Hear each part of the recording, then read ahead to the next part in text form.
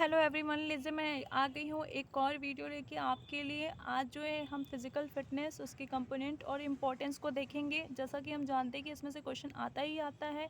कभी कभी क्या होता है, कंपोनेंट्स के नाम दे देता है और उसमें से बोलता है कि पहचानिए ये कौन सा कंपोनेंट्स है। और कभी कभी क्या होता है, एग्जांपल दे देता है और पूछता है कि ये एग्जांपल इस कंपोनेंट से रिलेट करता है। ओके, चलिए हम देखते हैं फिज़िकल फिटनेस कंपोनेंट और उसके इम्पोर्टेंस को। देखिए, फिज़िकल फिटनेस के पहले मीनिंग देखते हैं। फिज़िकल फिटनेस होता क्या है, तो ये क्या है? It is the capacity of an individual to do daily routine work without fatigue and still have enough energy to do leisure work activity और टू मीट एमरजेंसी। यहाँ पे कह रहा है कि फिज़िकल फिटनेस का मतलब होता है कि हम अपने डेली रूटीन के वर्क को करें विदाउट फटीग, बिना थके हम अपने डे टू डे काम को करें। उसके अलावा करने के बाद हमारे पास एनफ एनर्जी, काफ़ी एनर्जी ऊर्जा हो, किस लिए? टू लेज़र वर्क के लिए, अपने फ्री फुर्सत के समय के लिए, अपने पास करने के लिए काफ़ी एक्टिविटी हो। और उसके अलावा अगर कोई इमरजेंसी आ जाती है अपने डे टू डे लाइफ में, तो उसको भी फेस करने की ताकत हो, तो उसको हम कहते हैं, उस व्यक्ति को, उस इंडिविजुअल को कहेंगे वो फिजिकली फिट है। इन सिंपल कह सकते हैं, हम अपना डे टू डे वर्क करें, उसके अलावा हमारे पास बिना थके वो वर्क करें, उसके बाद हमारे पास काफ़ी समय जो हो, हम अपना इतना समय कम से कम बचेगा जिसके लिए हम अपना समय लेजर टाइम के लिए दे सके, फुर्सत के समय के लिए, रिक्रिएशनल के लिए, अपने आप को मोटिवेट रखने के लिए कुछ भी एक्टिविटी कर सके। उसके अलावा कोई इमरजेंसी है तो वो कर सके, तो इट मीन्स वो व्यक्ति फिजिकली फिट है। और सेम डेफिनेशन में भी ऐसे ही बोला गया है। दो डेफिनेशन मैंने मेनली ऐड किया है जो इम्पोर्टेंट है। पहला जो है चार्ल्स बूचर के अकॉर्डिंग है, दूसरा है हैरिसन के अकॉर्डिंग है। तो डेफिनेशन का चार्ल्स बूचर जी क्या बोलते हैं कि fitness is the ability of a individual to lead a full and balanced life.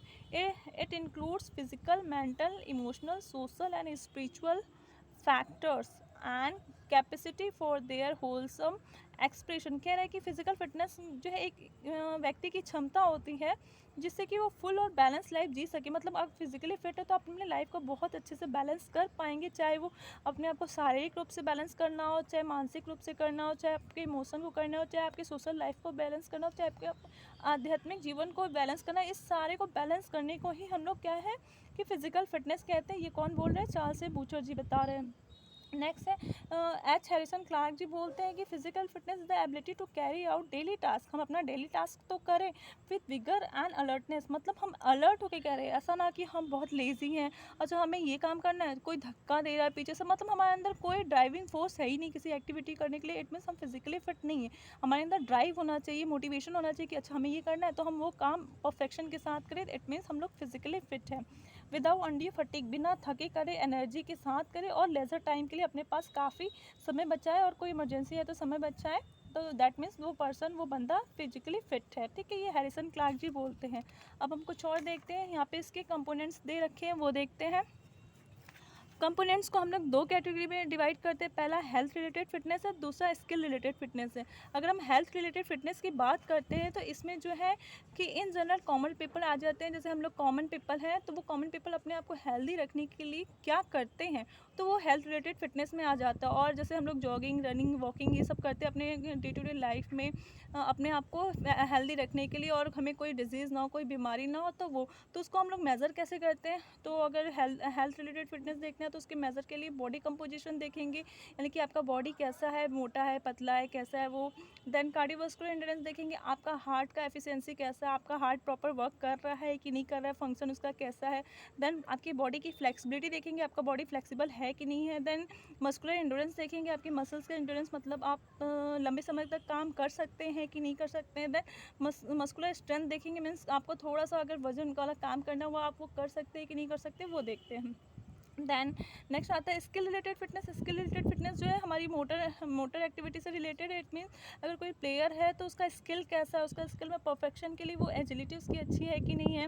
मतलब वो अगर कोई स्पोर्ट्स मैन है तो उसके अंदर ये सारे स्किल ऑटोमेटिक डेवलप हो जाते हैं with the span of the time, कुछ समय के बाद। यानी उसका स्किल देखने के लिए हम लोग क्या एजिलिटी है कि नहीं, बैलेंस है कि नहीं, कोऑर्डिनेशन है कि नहीं, उसकी बॉडी में पावर है कि नहीं है, फिर रिएक्शन टाइम एंड स्पीड, ये सारे फैक्ट से हम उसका जो है स्किल रिलेटेड फिटनेस मेजर करते हैं। नेक्स्ट बात करते हैं हम importance of the physical fitness की। इसको हम डिटेल में, थोड़े डिटेल में आगे देखेंगे। अभी हम इम्पोर्टेंस को देख लेते हैं। तो इसके इम्पोर्टेंस, कुछ फ्यू इम्पोर्टेंस दे रखे हैं। पहला, फिजिकल एंड साइकोलॉजिकल इंपॉर्टेंस, यानी कोई व्यक्ति फिजिकली फिट है तो उसका फिजिकल शरीर कैसा है, साइकोलॉजी उसकी साइकोलॉजी कैसी, उससे हम मेज़र कर सकते हैं। इट मीन फिजिकल बोले तो शरीर में इसको कोई भी बीमारी तो नहीं है। आज जैसे कि लाइफ हम लोग जी रहे, सेडेंट्री लाइफ जी रहे, तो उसमें बहुत सारी बीमारीज हो जाती हैं। तो इसलिए हमें फिजिकली फिट रहना बहुत ज़रूरी है। इसके लिए हमें डेली एक्सरसाइज करना चाहिए, भले लाइट करें लेकिन हमें करना चाहिए। देन साइकोलॉजी के फिट है कि नहीं, साइकोलॉजिकली में क्या आ जाएगा, स्ट्रेस, एंजाइटी, ये सब टेंशन उनसन जो आते हैं उससे बहुत सारी बीमारीज होती हैं। तो ऐसा नहीं कि हम साइकोलॉजिकली अनफिट हो, तो उसके लिए भी हमें फिजिकल एक्टिविटी ही हमको इम्प्रूव कर सकता है ये सब स्टेटस को। Then mental and psychological importance, and mental बोल सकते हैं शारीरिक रूप से हमें, ऐसा नहीं तो दिमागी तौर पे हमें बहुत सारी उलझने हैं, परेशानी है जिसको हम जानते ही नहीं, तो उसको कोप अप करने के लिए भी हम डॉक्टर से मिलते हैं। उसके बाद फिजिकल एजुकेशनिस्ट से मिलते हैं, और जो भी होते हैं वो हमको सजेस्ट करते हैं कि आप प्रॉपर एक्सरसाइज कीजिए तो आपको कोई प्रॉब्लम नहीं होगी। दैन सोशल इंपॉर्टेंस, आपका समाज में कैसे स्थिति है, आप जो है कि इंट्रोवर्ट है कि एक्सट्रोवर्ट है, वो भी इससे बहुत इंपॉर्टेंट रोल प्ले करता है फिजिकल फिटनेस में। Then improve health with the help of the exercise, हमारा हेल्थ इम्प्रूव होता है, हेल्थ बहुत इम्प्रूव होता है। इम्प्रूव फाइनेंशियल कंडीशन, अगर हम ओवरऑल अच्छे हैं, कोई बीमारी नहीं है, तो जनरली हमारा फाइनेंशियल कंडीशन भी इम्प्रूव होगा। हम पर डे अपनी एक्टिविटी करेंगे, अपना डे टू डे टास्क करेंगे, हम अर्निंग करेंगे, हम यानी ओवरऑल फिटनेस की बात कर रहे हैं। ओके, शॉर्ट में हम देखते हैं बॉडी कंपोजिशन मीन्स हम लोग कौन सा कंपोनेंट, हेल्थ रिलेटेड कंपोनेंट हम लोग यस हेल्थ रिलेटेड कंपोनेंट हम शॉर्ट में डिस्कस करने जा रहे हैं। पहला है हेल्थ रिलेटेड कंपोनेंट्स, ठीक है। बॉडी कंपोजिशन की बात करते हैं तो कह रहा है it is the ratio of fat and fat free mass. ये रेशियो है फैट का और फैट फ्री मास। ऐसा तो नहीं आप बहुत मोटे हैं या तो एकदम ही फैट नहीं है, तो ये है बॉडी कंपोजिशन, इसको कहते हैं। इसकी वजह से बहुत सारी डिजीज़ भी हो सकती है, जैसे कि हार्ट की प्रॉब्लम हो सकती है, डायबिटीज़ हो सकती है, हाइपरटेंशन हो सकता है। तो हमको अपना बॉडी कंपोजिशन को मेनटेन करना भी बहुत ज़रूरी है, और इसको मेज़र करने के लिए कुछ टेक्निक्स हैं, जैसे कि बॉडी मास इंडेक्स है। अगर आपका बॉडी मास इंडेक्स यानी कि बॉडी प्रॉपर बैलेंस नहीं है, तो उसकी वजह से लो वेट की वजह से क्या क्या हो जाता है, माल न्यूट्रिशन यानी कुपोषण हो सकता है, ऑस्टियोपोरोसिस हो सकता है, और एनीमिया हो सकती है। तो हमको अपना बॉडी मास मतलब बॉडी को अपना बैलेंस रखने की ज़रूरत है, अपने बॉडी की मास को। इसको हम मेज़र कैसे करते हैं, weight divided by height square, ठीक है। अगर हम बॉडी मास कोई इंडिविजुअल अपना मेज़र करना चाहता है तो weight divided by height square ये फॉर्मूला है, इसमें रख के करते हैं, कुछ वैल्यू निकलती है, उस वैल्यू के अकॉर्डिंग हम अपना जो है कि डिटरमाइन करते हैं कि हम किस कैटेगरी में फॉल करते हैं। दैन बॉडी मास के लिए, बॉडी कंपोजिशन के लिए हाइट वेट रेशियो भी देखते हैं, वेस्ट टू हिप रेशियो भी देखते हैं, गर्थ सर्कमफ्रेंस भी देखते हैं। गर्थ मतलब जो चर्बी वाला हिस्सा होता है ना, जैसे हमारा काफ हो गया, हाथ और पैर में मोस्टली देखते हैं, तो जहाँ चर्बी होती है उस हिस्से को मेजर करते हैं। दैन स्किन फोल्ड्स भी देखते हैं। Then bioelectrical impedance analysis है, यानी ये इलेक्ट्रिसिटी से मेजर करते हैं अपना फैट परसेंटेज को। देन हाइड्रोस्टैटिक वेइंग है, यानी कि ये पानी में अपना वेट को देखते हैं, इसमें आर्किमिडीज का प्रिंसिपल लागू होता है। ओके, यहाँ पे फिर से मैं बता देना चाहती हूँ कि आपको ये सारे जो एग्जाम्पल है इसको याद करने की ज़रूरत है कि वह किस कैटेगरी में आ रहा है। Then cardiovascular endurance, cardiovascular endurance की बात करते हैं तो कार्डियोवास्कुलर एंड्योरेंस में जो है it is the ability to heart and lungs and to supply oxygen to different body parts, मतलब हमारे हार्ट और लंग्स जो डिफरेंट बॉडी पार्ट्स को ऑक्सीजन कैसे सप्लाई करते हैं, walking, jogging, cycling, cross country etcetera. इसमें जो है एग्जांपल कार्डियोवास्कुलर एंड्योरेंस पे आ जाएगा। 12 मिनट स्विमिंग देख सकते हैं, स्टेप टेस्ट दे सकते हैं, 1 माइल वॉक टेस्ट दे सकते हैं, 1.5 माइल रन टेस्ट देख सकते हैं। और कार्डियोवास्कुलर इंप्रूव करने के लिए हम क्रॉस कंट्री कर सकते हैं, साइकिलिंग कर सकते हैं, स्टेयर्स पे चढ़ सकते हैं, और स्किपिंग कर सकते हैं, ठीक है। अब हम देखते हैं फ्लेक्सिबिलिटी।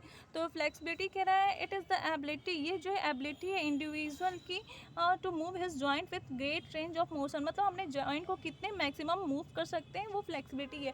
और फ्लेक्सिबिलिटी को मेजर किससे करते हैं, सीट एंड रीच टेस्ट से करते हैं, गोनियोमीटर से करते हैं, एंड साइड स्पीड टेस्ट से करते हैं। ओके, देन मस्कुलर एंड्योरेंस की बात करते हैं तो it is the ability to do sports movement with the desired quality and speed, यानी कि कोई under the condition of fatigue, यानी कि अगर हम थक भी गए हैं तो किसी एक्टिविटी को थकान की स्थिति में भी कैसे कंटिन्यू रखते हैं, वो मस्कुलर एंड्योरेंस है।